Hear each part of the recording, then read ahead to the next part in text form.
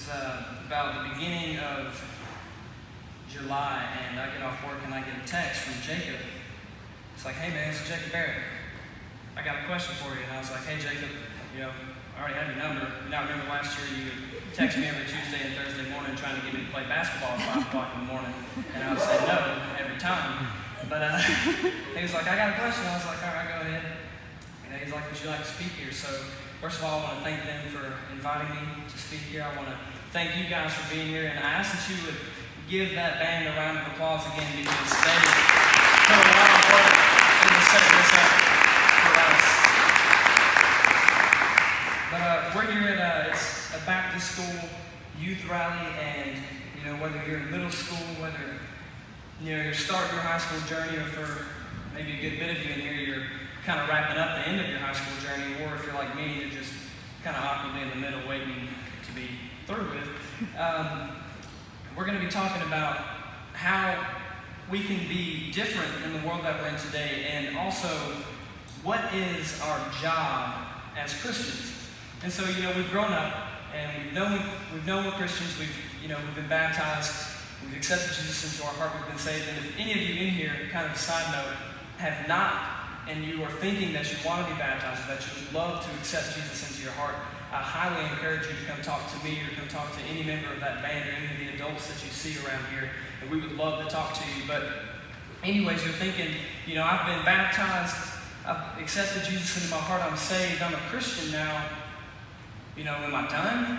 What's next? Like, do I stop here? And if I don't, what's my next move? Where do I go from here? And so that's what I'm going to be talking to you guys about today, is what is our quote-unquote job as Christians. And so I'm going to turn to Mark chapter 16, verse 15. And this is Jesus talking to the disciples. Here it is. And he said unto them, go ye into all the world and preach the gospel to every creature. That's Mark 16, 15. So as a Christian, our job is to go out into all the world and preach the gospel. But the gospel that Jesus came and was born of the Virgin Mary, he died on the cross for our sin and rose on the third day. But did you know that you can preach as a Christian without ever having to say a word? And I know for you technical people out there, you're kind of trying to put two and two together. How can I preach and not talk? What I mean, sorry for any confusion, what I mean is the way that you, as a Christian, the way that you carry yourself, the way that you dress, who you hang out with, where you hang out, and what you do is all a way in which you preach to people, and I'm going to show you how. So, how many people in here would say that, most of the people at your school and your, people in Rome that that you hang out with would say that they know you're a Christian? A good majority of people in here. So I want you to kind of keep that thought in the back of your mind, just of what people think of me as a Christian, and then I'm going to turn to Genesis chapter 1, verse 27, and give you one more thing to kind of keep in the back of your mind. But Genesis 1:27 says, so God created man in his own image. In the image of God created he him, male and female created he them. So God created us in his image. We just read that. So two things to keep in your mind. One is, what do people think of me as a Christian? People who know I'm a Christian. And then two is that we portray God. We are the image of God. God made us in his likeness and his image. So I'm going to do kind of like a little thinking game really quick. How many people in here have social media? Okay, I expected a good bit. And I was going to use Facebook for a second, but I was like, no, just about everybody in here has Instagram. And so I want you to kind of think, what if you had to take your Instagram page and you had to give it to a total stranger? You had to give them full access to your Instagram page for a week. You couldn't do anything about it. You and that stranger are the only people who know about it. Nobody else knows. They have full access to post whatever they want, comment, change your bio, whatever they want to do to your Instagram page, they can do for a full week.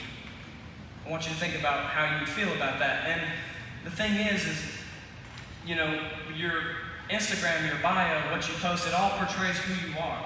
As a Christian, maybe you have, Philippians 4:13, or I see Jeremiah 29:11 a lot in, people's bios. So say that person gets on your Instagram page and all of a sudden, They take those verses out of your bio.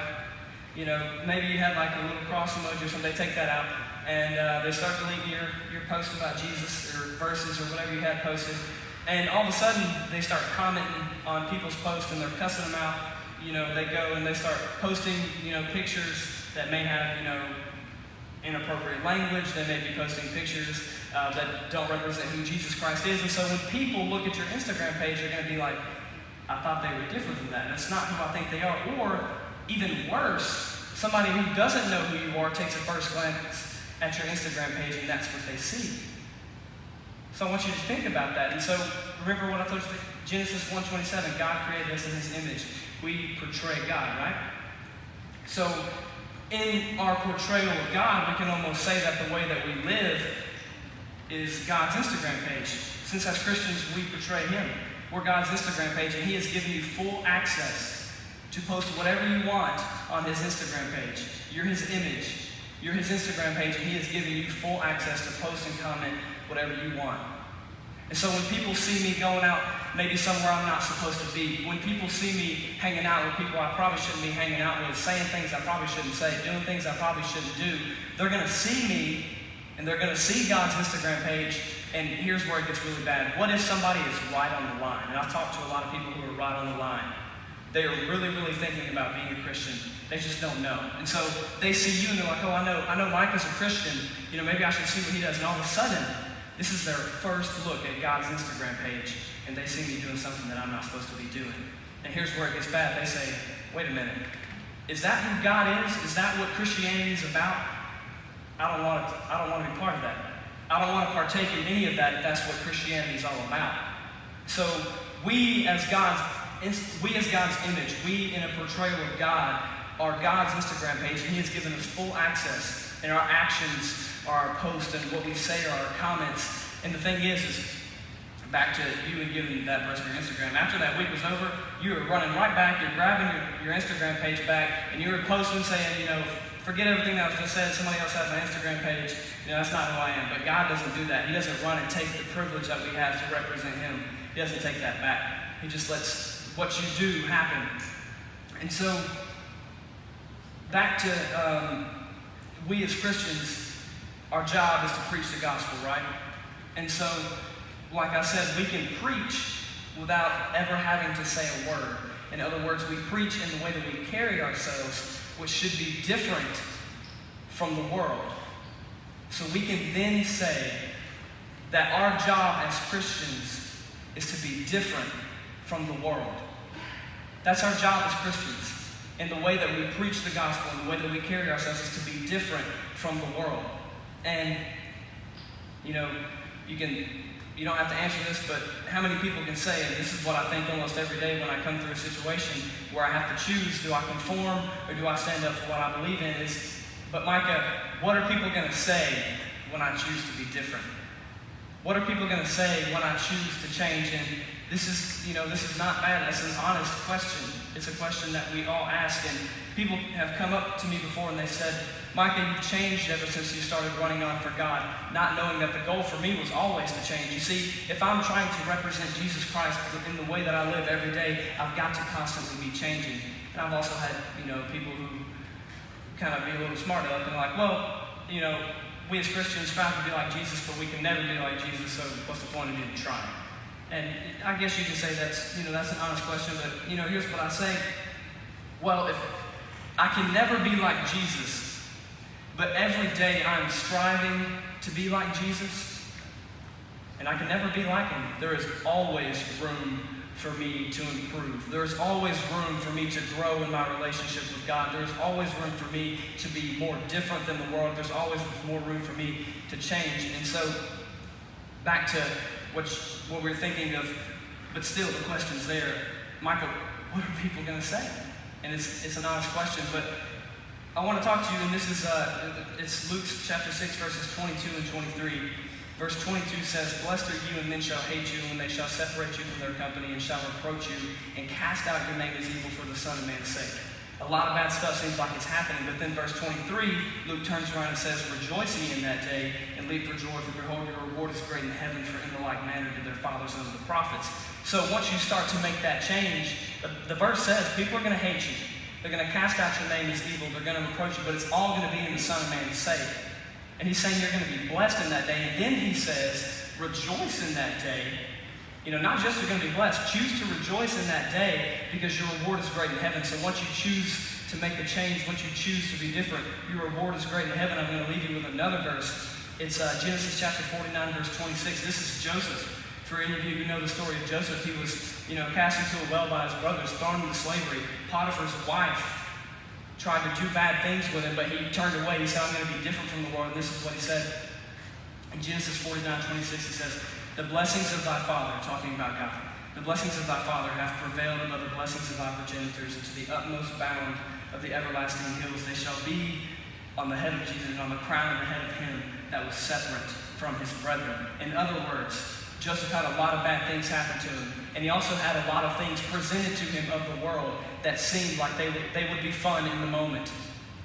But Joseph said, even though these may seem like blessings in the world, if I can just be different, if I can separate myself, if I can change from that, it says that the blessings of my Father are going to prevail over those blessings. And that my reward is going to be great in heaven. And so, if there's anything that I can leave you guys with as we go back into school and as you carry on in the rest of your life as a Christian, it's that our job as Christians is to preach the gospel. And we can preach without ever having to say a word, and all in the way that we carry ourselves, which should be different than the conformity of the world. Therefore, as Christians, our job is to be different because we are made in God's image. We are his Instagram page. And when people look at us, it could be their first time ever looking at God's Instagram page. And what you post is their first image of who God is. And so, as the band comes back up and plays, feel free to come up here to these altars. I think we may have some adults coming forward who may pray with you if you come up here. But if you'll bow your heads, I'm going to pray us into this next part. God, we thank you just for this service. We thank you for everybody, Lord, who was able to make it here. And we know that they're here for a reason, God, and that you had something here for them to get out. And we ask, Lord, that you would just be with us, Lord, in this journey that we're making, that in this choice that we're making to change, and this choice that we're making to be different. And God, we know it's not going to be easy. We know that, people may hate us for the changes that we make. People may cast us out. But Lord, it's all for the Son of Man's sake. It's all for you, God. And we know that you're going to bless us in that day, and that our reward is going to be great in heaven. And I ask, Lord, that you would just be with the band as they play again, Lord, and help them to be a light for you. And Lord, if you're tugging on anybody's heart, that they would come up here to these altars, God, and just get closer to you. In your name we pray. Amen.